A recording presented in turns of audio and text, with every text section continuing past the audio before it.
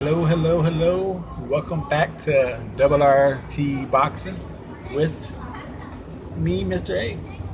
Ready, talk boxing. We're going to be talking the WBSS Cruiserweight semifinals. Uh, Usyk versus Briedis. We got Briedis, the WBC champion, taking on Usyk, the WBO champion. Both guys are undefeated. So someone's O has got to go. Someone's going to eat a donut. And so in this breakdown and prediction, thumbs up for you guys watching it. Thank you for your time. And if it's your first time coming to the channel, my breakdowns go like from the feet up. I break down the fighters, compare them, little keys to victory. Then I kind of say how the fight, basically how the house probably has the fight going, or at least winning. And then I make my prediction for WRT boxing. Sometimes it's with the house thought, and sometimes it's not. So here we go. Thank you for your time. Thank you for your time. So breakdown prediction for the WBS round 2 cruiserweight, Usyk and Briedis. Feet and legs. Beside Briedis, we're gonna go with. He seems to be on the balls of his feet a lot. He uses his legs in and out. He generates pretty decent power with them. He can move around the ring to score points, evade, make himself some angles. For an inside game. He has a good because he's always on his feet, and if he needs to, he could avoid danger and use the ring for, as they say, ring generalship. Now, Usyk could probably do all what he does, just a little bit faster. So we're gonna go with Usyk. He could dart in and out. His feet are always good, just to be. He kind of uses his feet like Jared Hurd. Maybe not as hunky and junky as Jared Hurd does or did last night, but he's doing those little steps and stuff. So they use that very similar. Usyk uses his legs. He can score points. Usyk could jab on the move, jab backwards. He could punch backwards. He could use the ring to to avoid your offense. So legs and feet, we're going with Usyk. And then we're going to go with the waist movement. The waist movement of defense overall. Briedis gets hit. They both get hit quite often. But I would say Usyk gets hit more from what I've seen of being just caught off guard with maybe a jab or two. But when you're throwing with them both, I would say Briedis has the weaker defense to get caught in exchanges. While Usyk, I believe he has more waist movement to slip and avoid punches, better legs to duck and skate out. The feet, he knows how to get inside close enough to smother your work but get off work. While Briedis, his feet work ain't quite good at making your work smothered by defense, but quickly adjust to his offense. That transition in his defense is not quite sharp as Usyk's. So I'm going to go with the feet and legs with Usyk in the defense as well. He can slip punches better. His waist is a little slipperier. The feet and legs of the defense. So we're going to go with punch power. We're going to go with the arms. Whether it's punching combinations, variation in combinations, speed variations, jabs, power, all that good. Arms. Mr. A, Mr. Baby, please subscribe. Briedis, he's pretty accurate with his punches. His hooks are short, they're not wide most of the time. Um, is he has all the combinations, I believe. He could throw a one, two, he could throw a one, he could throw a three-piece easy. He could go a jab, hook, uppercut, jab, uppercut, hook. You know, he does that well. I don't think he has no problem letting off any combination. No more than a three-piece. Four-piece is a little too much for him. A good jab. He's pretty decent at changing the speed variations as well as power. He understands that concept of working with him. And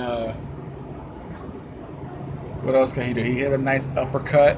It's pretty good power on it, especially when his step back with his defense uppercut. And he even has a good close-up. His inside game, his punching inside game is pretty mediocre. That is pretty mediocre.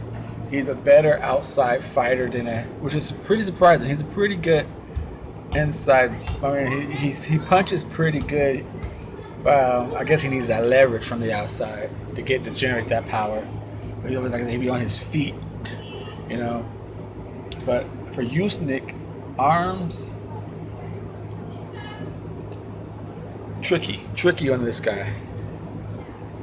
The speed variation, combination, he could throw anything in the book.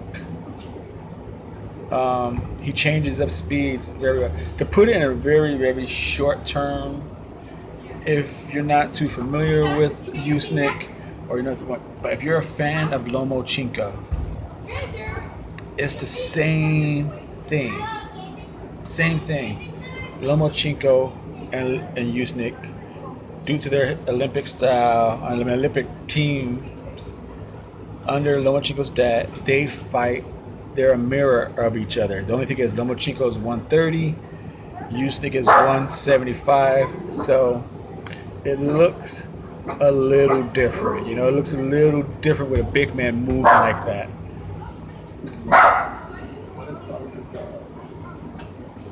I don't know what's causing my neighbor's dog to go like that, but hey. Now back to it. Yeah, he fights like Lomachenko, but he's bigger, so it's a little different to see it sometimes, but all the punching and variation and the smoothness that Lomachenko, that if you like that, Usyk does the same thing. Switches up his speeds in the punching combination, switches up the combination in the punching. He could throw an uppercut, he could throw a jab, he could jab on the move. Now he does a lot of punch and power is where it's punch for punch. I probably think Briedis has, even though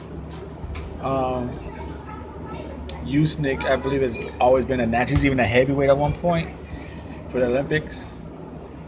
It seems he don't have a punch for punch power. His power gets better as the fight goes on, because his like a whole bunch of the 6s and 7s on you feel like they're 8s and 9s because he's been hitting you so much. So I think that's why like he has power. But punch for punch, I'm going with Briedis. Like if anyone's gonna land a knockout with one punch in this fight, I put my money on Briedis. Head movement, they both get hit a little too often. Usyk, back to defense, is open for wide body shots. I think his body could be open and available a lot. It's that he makes people think so much with that movement, and the 6s and 7s, you're guessing yourself to take the chance. But I think his body's available, big time. Now back to the head movement. It's Usyk. All with the defense and the slipping and all that. His waist is slippery, so it allows him better head movement. So feet and legs, Usyk. Defense, Usyk. Arms, speed and punch variation and combinations, Usyk. But the power goes to Briedis. The jab itself, I think, goes to Usyk. But the punch combination and speed variation, Briedis has his own. He could change the speeds and the combinations like that, just I think they're more fluid and can do it often on the fly better to Usyk. It flows better in his offense. Now, keys to victory. Briedis is going to have to use feints and double jabs. He's going to have to up the tempo.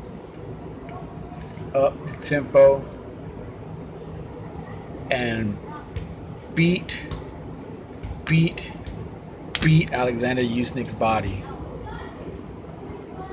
3 keys to victory for Briedis. Feints and double jab yourself in. Beat the body up and up the tempo. Usyk, use your feet. Put him on a merry-go-round. You know, you saw how Briedis had a hard time with Perez. He just was guessing himself. With Usyk's movement, just keep him guessing. Just move around. Just put him on a merry-go-round. Work the jab, and basically that's all you really need to do. I think Usyk, just keep him moving and work the jab. If anything, just make him probably get the respect of him early. Show him that you are the #1 seed, and because I believe he's probably thinking he's more of a power puncher than you. He has that advantage. So Usyk, come out, get the respect early, put him on a merry-go-round, make him always reset his feet, and just a nice stiff jab. Now, how the fight will probably go right here on RT Boxing. This is Mr. A. Thank you for your time. Thank you for watching this video. We're going with, most likely Usyk is going to take this on a decision. But how I think the fight might play out, I'm going, part of me thinks Briedis, for Briedis to win this fight, he has to beat the hell out of Usyk's body. Usyk can't, the fact that he does all those pity pats and all that movement, all that stuff, it looks so pretty and looks so good, but that's like a 180-pound guy, it's a big dude moving like that, so all that energy he does tires him out as well. Now he finds his right moments to get the second breath, but you gotta jump on him in that. But if Briedis could get in there, attack him, make him fight faster, because he already fights fast, make him fight faster, make him expand more energy on his punches early, it could tire him out. But he has to double jab, he has to get in and beat the hell out of his body. And he could upset him. If he jab himself in, make Usyk fight faster, expand more energy. And my prediction is that's not going to happen. I think Usyk is going to outbox him with a bunch of pity pats. He's going to make Briedis think too fast. Briedis is going to be freezed up. All that movement and all those variation punches and all that from Usyk, you know, his little jabs and boom boom, all his little showboatings. It's going to mentally break Briedis, not break him, but it's going to mentally put Briedis in a spot he's never been before in his professional career. He's left-handed. Briedis is going to be just frozen with handcuffs, thinking too much, getting too behind on points, getting hit, and then eventually he's going to get tired. Usyk is going to turn up the power. I think Usyk is going to stop him like in the 10th round. That's RT Boxing. Mr. A's prediction. Boom! Usyk stops Briedis in the 10th round and walks away the Cruiserweight WBC and WBO champion. This is Mr. A saying thank you for your support. Thank you for your time. See you on the next video. This is Mr. A